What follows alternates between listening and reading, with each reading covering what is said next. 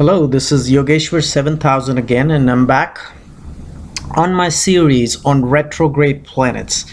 In my last video, we discussed about Mercury retrograde, and today we will be discussing about Venus retrograde.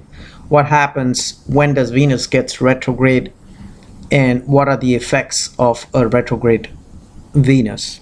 Now, as I've already discussed in my previous video, there is nothing called a retrograde. All planets are actually direct. They're moving from one zodiac sign to the other zodiac sign. In a North Indian chart, they move clockwise from the first house to the second house to the third house, so on and so forth. So if you see a zodiac sign, say for example Leo, the next zodiac sign is Virgo. So planets are always moving in the direct motion from one zodiac sign, moving ahead. Then what exactly is retrograde? Retrograde is because from the planet Earth, all the planets first of all go around the sun. So from the planet Earth, when we draw a chart, we will see planets, certain planets in retrograde direction, but they are actually appearing to go in the backward direction, which is retrograde, represented by a little r there. In Sanskrit it's called Vakri, V-A-K-R-I, and planets which move in the direct motion, they are called Margi, M-A-R-G-I in Sanskrit. So like I said, that they do not actually move in the backward direction, but since we're sitting here on Earth, and the Earth is also going around the sun like the other planets are, so in relative terms, relatively, certain planets appear to go in the backward direction. And we have to remember that sun and moon will always go in the direct motion, meaning which they will never appear to go in backward direction. And Rahu and Ketu, of course, they are invisible, but they will always go in the backward direction, meaning which if Rahu is sitting in the zodiac sign, for example, say Scorpio, it will not move to the next zodiac sign of Sagittarius. It is going to be move from Scorpio into Libra, which is a sign behind it. And similar is Ketu, because Ketu is exactly opposite to Rahu. So Rahu and Ketu will always go backwards from when we draw a chart sitting here on Earth.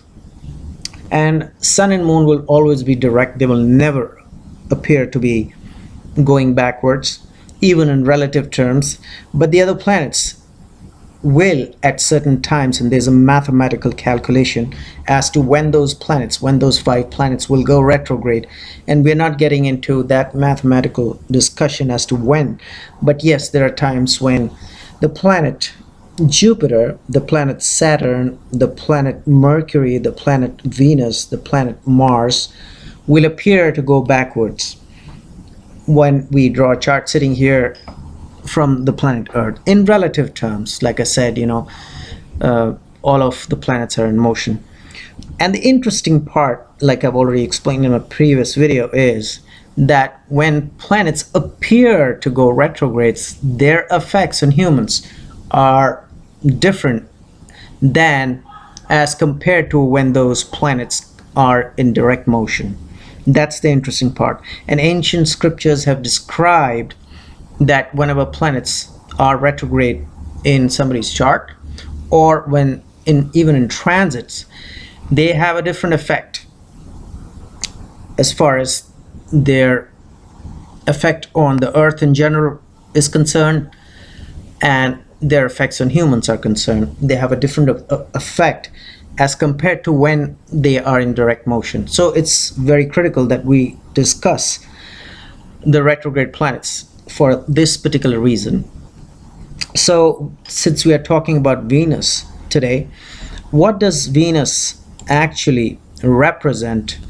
Venus actually is a significator of love. It's a benefic planet, and it is a significator of romance, beauty, luxuries, jewelry, wealth, mantra, the science of mantras and spells and hypnotism.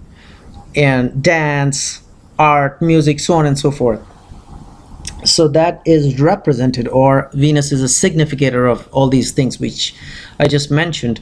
So as per many astrologers, whenever Venus is in retrograde motion, all these significations of Venus are significantly impacted in a negative way, meaning which that people, according to those astrologers who have a retrograde Venus, will have challenges related to love and romance, comforts and luxuries, jewelry and wealth, and the knowledge of spells and the knowledge of mantras and hypnotism, so on and so forth. So this is what their take is, that this is what their analysis is on a retrograde Venus. However, that is not true. There are scriptures, ancient Vedic astrology scriptures,